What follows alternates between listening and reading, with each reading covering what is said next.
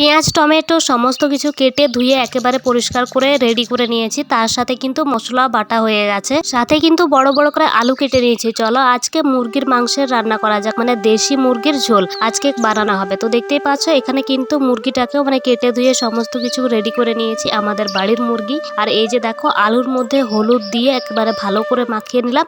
মাখিয়ে নিয়ে গরম তেলের মধ্যে ছেড়ে দিলাম। তেলের মধ্যে কিন্তু আগে থেকেই লবণ দেওয়া আছে। আলুটাকে এবার এপিট ওপিট ভালো করে নাড়িয়ে একেবারে একটু কম আছে কিন্তু ভালো করে ভেজে নেব, যাতে আলুটা একেবারে নরম হয়ে যায়। আলু ভাজা হয়ে গেলে আলুটাকে তুলে নিয়ে সেই তেলের মধ্যে দিয়ে দেবো একটুখানি জিরে ফোড়ন, এবং তোমাদের কাছে যদি পাঁচ ফোড়ন বা অন্যান্য কোনো মশলা থাকে যেগুলো ফোড়নে দেওয়ার তো দিতে পারো। আর তার সাথে কিন্তু দিয়ে দিলাম পেঁয়াজটাকে ভালো করে একেবারে লাল লাল করে ভেজে নিয়ে তার মধ্যে যতগুলো মশলা আমাদের পেস্ট করা ছিল সমস্তটা দিয়ে দেবো। মশলার মধ্যে দিলাম শুধু আদা রসুন এবং জিরে বাটা, এই কটায়। আর হলুদ দিতে গিয়ে হলুদ তো ফেলে একাকার অবস্থা করে দিয়েছিলাম, জানি না মা দেখলে আর কি বলবে। তারপর ভালো করে কষিয়ে নিতে হবে মশলাটাকে, কাঁচা গন্ধটা যতক্ষণ না যাবে। তারপরে দিয়ে দিতে হবে যে টমেটো কেটে রেখেছিলাম সেটা, টমেটোটা দিয়ে ভালো করে একেবারে কষিয়ে নিতে হবে। টমেটো কষানো হয়ে গেলে তারপর দিয়ে দিতে হবে কিন্তু মাংসটা, পর ভালো করে কষিয়ে নিতে হবে। আর এই কষানোর মধ্যেই কিন্তু লুকিয়ে আছে মাংস রান্নার স্বাদটা। ভালো করে কষানো হয়ে গেলে কিন্তু দিয়ে দিতে হবে জল, একটু কষানোর জন্য একটুখানি জল দিতে হবে, বেশি না। তারপরে গিয়ে দিয়ে দিতে হবে আলু।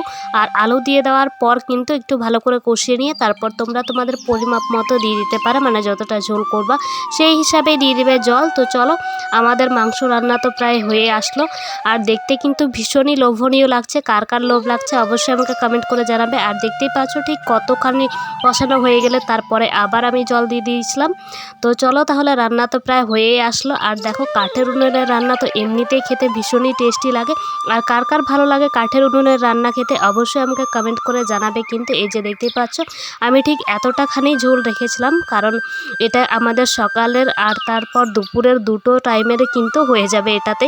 তো দেখতেই পাচ্ছ ভীষণই টেস্টি লাগছে, ভীষণই লোভনীয় লাগছে। তো চলো বলতে বলতে রেডি তো হয়ে গেল একেবারে মুরগির ঝোল, দেশি মুরগির ঝোল। তো চলো তাহলে ভিডিওটি আমি এখানেই শেষ করছি। ভিডিওটি ভালো লাগলে অবশ্যই একটি লাইক করে চ্যানেলটিকে সাবস্ক্রাইব করে পাশে থেকো।